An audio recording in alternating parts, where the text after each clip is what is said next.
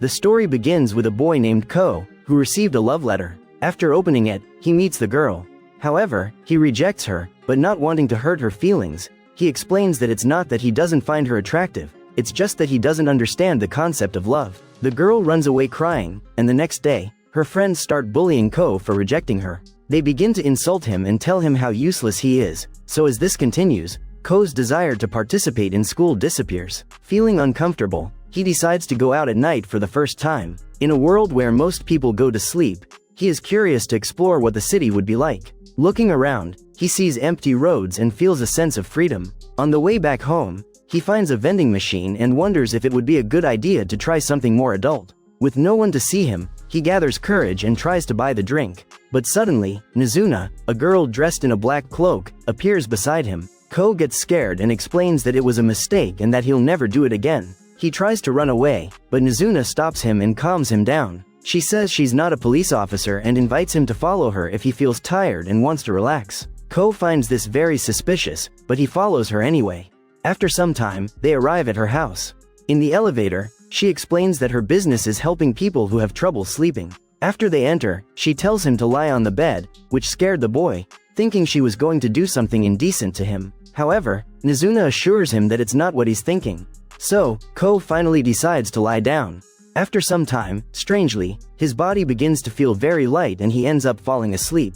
Nizuna checks by asking if he's really sleeping, and after several attempts, when Ko doesn't respond, Nizuna concludes that he's truly asleep. Now, she's ready to show her true self, but when she approaches him, we see that Ko is just pretending to be asleep. Nizuna opens her mouth and sinks her fangs into Ko's neck. She drinks his blood and is delighted by how good it was. However, she starts to panic when Ko gets up. She tries to explain that there was a mosquito on his neck and that she crushed it, but it's not very convincing, given that there was blood on her mouth, so she reveals that she's a vampire. Upon learning this, Ko starts to get scared, fearing that he too will turn into a vampire. Nizuna assures him that he won't transform for a simple reason: to become a vampire, one needs to fall in love with one. Furthermore, she explains that if humans turned into their offspring after each bite, it would create many problems for them. Ko finds Nizuna a very beautiful vampire and doesn't feel the need to run away from her. To lighten the mood, they go out. Outside, Nizuna asked how he felt on his first night out. Ko thinks for a moment and realizes how relaxing it was. With no one to give orders, he felt he could do anything. With this, he wants this feeling forever and asks Nizuna to turn him into a vampire. Nizuna starts to blush and reminds him that he would need to fall in love with her. Even though Ko doesn't understand love, to live a nocturnal life, he intends to fall in love with her. Nizuna says she doesn't care what he does, but in return, she'll need his blood every day. Ko agrees, and then Nizuna takes him to a very tall building. There, she explains that the moment when blood tastes best is shortly after a person falls asleep, and when Ko was thinking about this, Nizuna kicks him and knocks him off the building. However, she catches him and flies to show the true beauty of staying awake at night. The next day, Ko goes out again. He meets with Nizuna and, as agreed, offers his blood. However, Nizuna gets embarrassed and tells him to cover his neck. For, even being a vampire, she only drinks when she feels like it, so after that, they go to her house, and then she drinks. The next day, as it was very difficult to meet with the vampire and she refused to use a cell phone, Ko bought 2 watches that work like walkie-talkies. Nizuna was excited to see this. For her, it's like a high-tech object, so she asked if Ko had used this before. He said that, around the age of 9, he bought 2 watches of this type and, as he had no friends, he kept one and placed the other above a mailbox, hoping someone would pick it up, and after a few days, the watch disappeared. However, when it came time to send a message, Ko couldn't and decided to wait for the other person to take the initiative, which didn't happen. Upon hearing the story, Nizuna starts laughing and Ko tells her to stop teasing him, so he hands the watch to her. He tells Nizuna not to go too far, since the range wouldn't cover the entire city, and after Nizuna leaves, the boy sends a message, and fortunately it's working. They meet again, and then Nizuna takes Ko to his school. With no one around, this is the first time Ko feels so much relief. On the way back, thinking about everything that happened, Ko tries to send a message using his old watch and, unexpectedly, the message is sent, and a girl named Akira appears behind him. She knows Ko and studies at his school. All this time, she was the one who carried the watch. Ko is surprised and asks how she got it, but Akira is confused because she saw Ko leaving the watch above her mailbox, so, thinking he wanted to play, she waited for him to take the initiative. Akira and Ko used to play together when they were little. However, as they got older, they had to spend more time studying and eventually stopped talking. Akira, with a worried tone, asks if everything is okay. She noticed that for several days he hadn't been going to school. Ko believed he never had a friend, but remembering the past, he realized that Akira was his friend. However, he didn't understand what she was doing on the street in her school uniform at 4 in the morning. So, Akira explained that she usually wakes up at 4 and prefers to go to school early to take a walk. With this, she asked if they could meet at the same time the next day and he agreed. Additionally, when going home, Ko talked to Nizuna and told her that, in reality, he has a friend. The next day, Nizuna found it strange that the protagonist left earlier and was shocked to discover that he was going to see another woman. Leaving there, they meet again and just sat quietly on a bench. And when the boy realizes, Nizuna appears. Ko gets startled and doesn't know what to say. He feels as if he had betrayed her and feels guilty. However, Nizuna isn't angry and starts teasing Ko for spending his time with another girl. Akira asks about their relationship. In response, Nizuna explains that her relationship with Ko is purely physical. Ko panics and reprimands her for the absurd way of putting it. Akira, like any normal human, misinterprets and thinks they are dating. However, Nizuna gets embarrassed and tells her not to relate everything to love. So she demonstrates what she meant earlier by sucking the protagonist's blood, and Akira understands that Nizuna is a vampire. In a cafe, Ko explains his situation and Akira says she understands how he feels, but said that it might be fun if they go to school together. However, Nizuna doesn't like this and leaves the place, so Ko goes after her. He asks if she didn't like him spending time with Akira, but Nizuna says she's not angry and simply walks away. Ko is now sure that she's angry and follows her. He searches for her in the places where they met previously. However, he can't find her. While Ko climbs the stairs, he falls and gets hurt. The sun is about to rise, and for the last time, he sends the message again. Fortunately, this time the message is sent. When Nizuna answers, Ko apologizes for seeing a friend in secret and explains that he really wants to reconcile. Suddenly, Nizuna appears and assures that she wasn't angry, just a little irritated. She fears that, because of Akira, Ko will stop spending time at night and return to school. Thus, Ko finally understands the situation and assures her that he's not planning to return. Nizuna notices blood on Ko's lips and asks about it. When Ko says he fell and got hurt, Nizuna approaches to take a closer look and kisses him, saying that she was also his friend. After that, she simply walks away, leaving Ko in shock, thinking that friends shouldn't kiss. The next day, Ko sees a couple kissing. He starts to blush remembering his kiss with Nizuna yesterday. Then, he realizes that people who love each other are the ones who kiss. He became very confident and believes he can be a vampire now. Ko meets with Nizuna and offers his blood, so she approaches and drinks it. However, nothing happens and he gets confused, not knowing how this is possible. Nizuna explains that just because they kissed, doesn't mean they're in love with each other, because that's not how love works. The next day, on his way to meet Nizuna, he sees Akira. It's still midnight, and he finds it unusual for her to be awake at this hour. Akira reveals that she's been having trouble sleeping lately and wanted to take a walk. Ko invites her to Nizuna's house, and when they arrive, they play some games. After Ko, Nizuna asks Akira if she wants to play. And if she wins, Nizuna will kiss her. Akira gets scared and refuses the offer. She asks if it was the same condition for Ko, and when Nizuna says yes, Akira is shocked and wonders what these two do every night. As a friend, Akira tells Ko that she's very supportive of his type of girl, but that she can't let him date an indecent vampire. Nizuna corrects her, saying that they're not dating.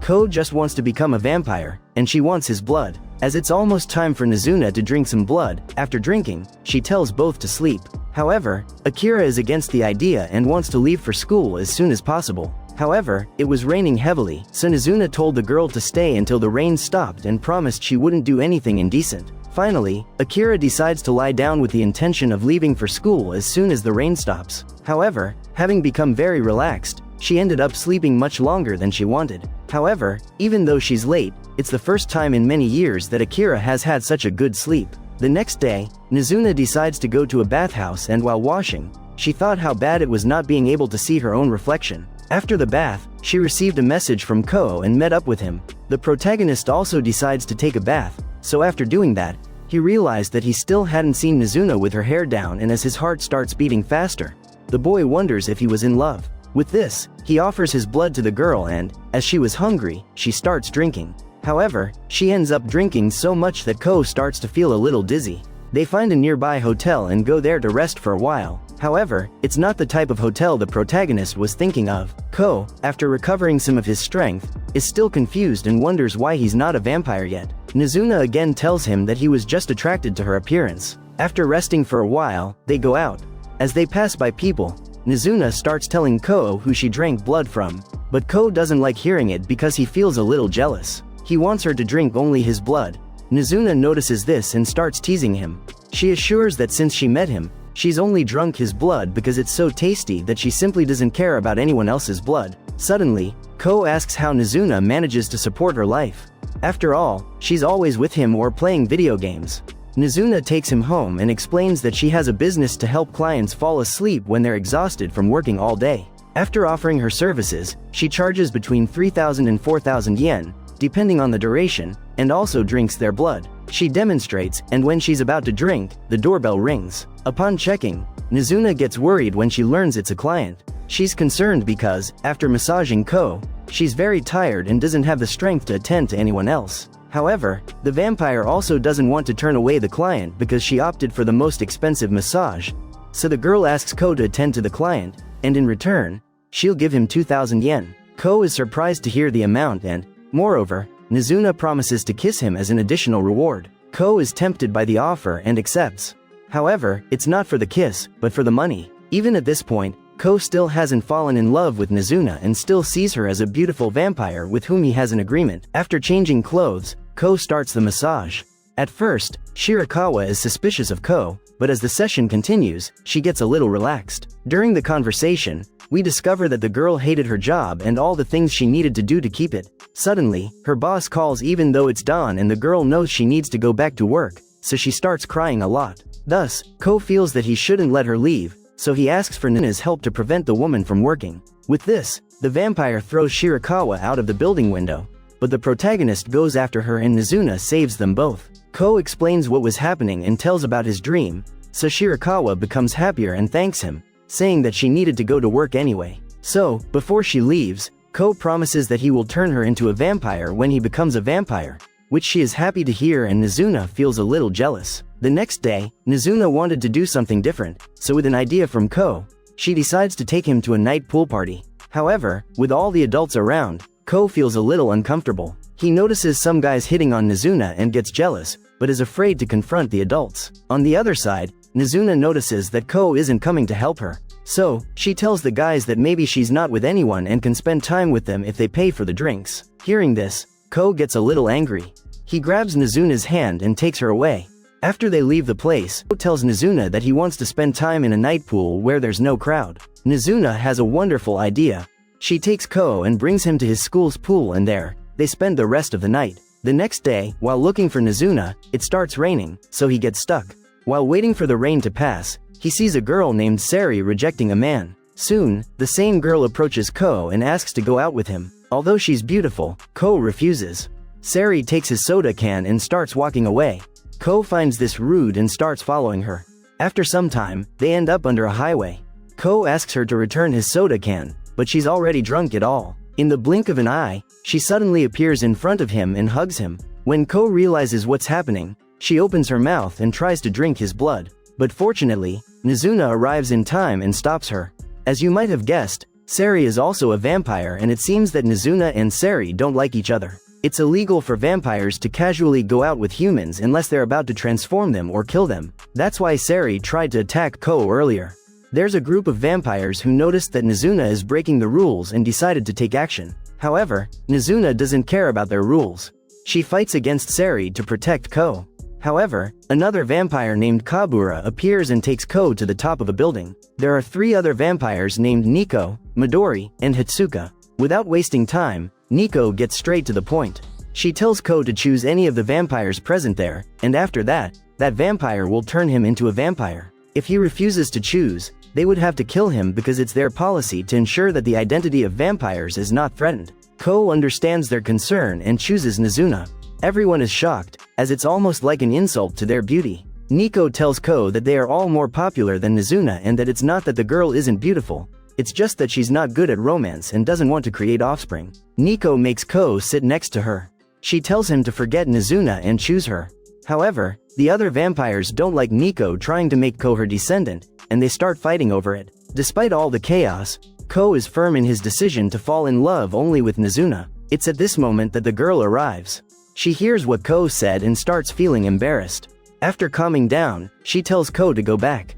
However, before they leave, Nico tells Ko to transform as soon as possible, because if he doesn't transform within a year, he will never become a vampire. Which, in turn, means they will have no choice but to kill him. Ko starts to panic and asks Mizuna why she didn't tell him about this before. Mizuna apologizes and says she had forgotten. As the vampires start partying, Mizuna suddenly remembers the reward she promised Ko in exchange for doing the massage. So, she kisses him and then they leave. On the way home, Ko meets Akira and tells her about the deadline he was given. Ko is in panic and asks for her help, so Akira calms him down and tells him to just fall in love as quickly as possible. Additionally, at school, Akira meets Mihiru, a popular boy, who asks about Ko, and we discover that, in the past, he also considered himself a friend of both of them. The next day, Ko has a date with Sari. He starts remembering what happened before and panics. While trying to escape, Sari grabs him and tells him to calm down. She assures that, unlike before, she doesn't intend to kill him. The girl was informed about his and Mizuna's situation, so she wants to help him. With her decades of experience, she gives Ko some tips. Thus, with Sari's guidance, Ko goes to Mizuna's house and invites her on a date. However, she abruptly refuses.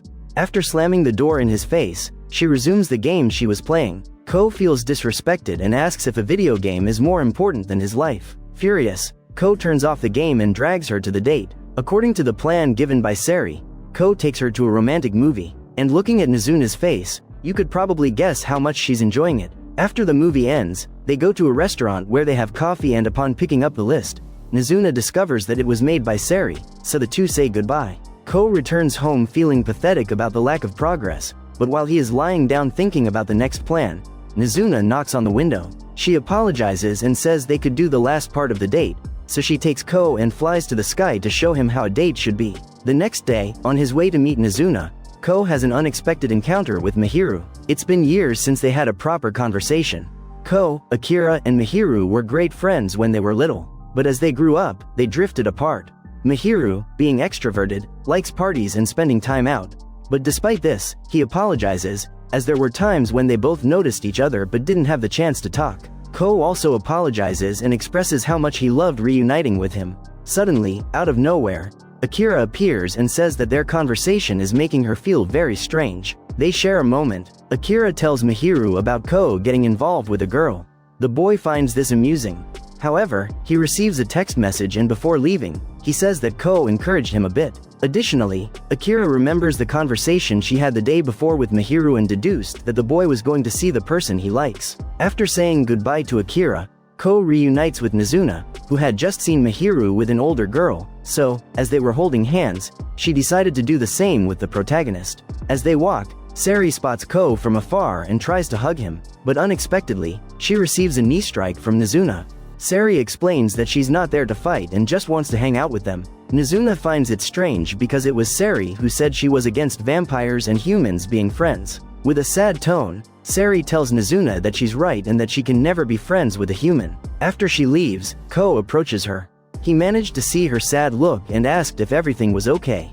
With this, Sari takes Ko to a nearby karaoke. There, she tells him that she's very popular among men. Recently, one of them has been stalking her like crazy. She doesn't want trouble, but if things get out of control, she'll kill the person. At that moment, a guy named Akiyama stands in front of the room. He starts knocking on the door, trying to get Sari's attention. She tells Ko that this was the man she was talking about earlier. Sari explains that just by saying hi to these people, they'll go away, as they only need attention and would do anything for it. However, the door was open, and Akiyama entered. Sari has had enough. She can't let her privacy be violated anymore and tries to attack him. But before she can hurt him, Ko saves him and runs away, but Sari soon catches up to them. She gave Ko a final warning not to interfere with her murder, but when Ko refuses to leave, she advances against him. Fortunately, Mizuna arrives in time and blocks the attack. She tells Sari that she won't let Ko go out alone with a crazy person like her. Mizuna is curious and asks Sari why she's trying to kill a human when she always turned them into vampires. With a curious tone, Mizuna asks if Akiyama is something special to her. So Sari finally reveals the truth, that she's friends with Akiyama. Not long ago, she met him near a park where he was lamenting the breakup with his girlfriend. At first, she had every intention of turning him into her descendant. However, as they continued to meet and talk, she realized that he wasn't like the other humans she had transformed and wanted to continue this friendship. However, she can't leave the situation like this, as it's forbidden for a vampire to be friends with a human. Moreover, she also didn't want him to turn into a vampire, as she would be taking everything away from him. So, she decided to distance herself from him and left without any proper explanation. For Akiyama, it was a shock. He couldn't understand why they separated and tried to send messages to her and follow her to get a proper answer. However, today she couldn't hold back anymore and just wanted to end it once and for all. Sari gets emotional while telling this. Akiyama approaches and tells Sari that every moment he spent with her was full of joy. So, if the cost to feel this joy for life is for him to become a vampire, he would be happy. Thus, he extends his hand and Sari transforms him, so with everyone happy, they spend the night celebrating this occasion. The next day, they met with Midori, and as she needed one more employee for the maid cafe she works at, the vampire made Nizuna go there. There, the protagonist met Arisa, a very beautiful and kind girl, but later, Midori received some images with suggestive photos of the girl. So, she asked Ko to find the culprit. Then, with Nizuna's help, he found the possible location where the culprit was hiding. The protagonist noticed something, so he hid in the locker room along with Midori, while Arisa was alone there. With this, they discovered that it was the girl herself who was taking the photos, so she explained the reason for this. She was the most popular girl in the place before Midori appeared, so she wanted to regain her popularity. Arisa was very sad when she was discovered, but everything turned out alright when Midori commented that it was normal to want to be flattered and that all humans are flawed, so they enjoyed the rest of the night as if nothing had happened. For having worked at the cafe, Nizuna managed to buy some new things for her apartment, so she saw how good it was to have money.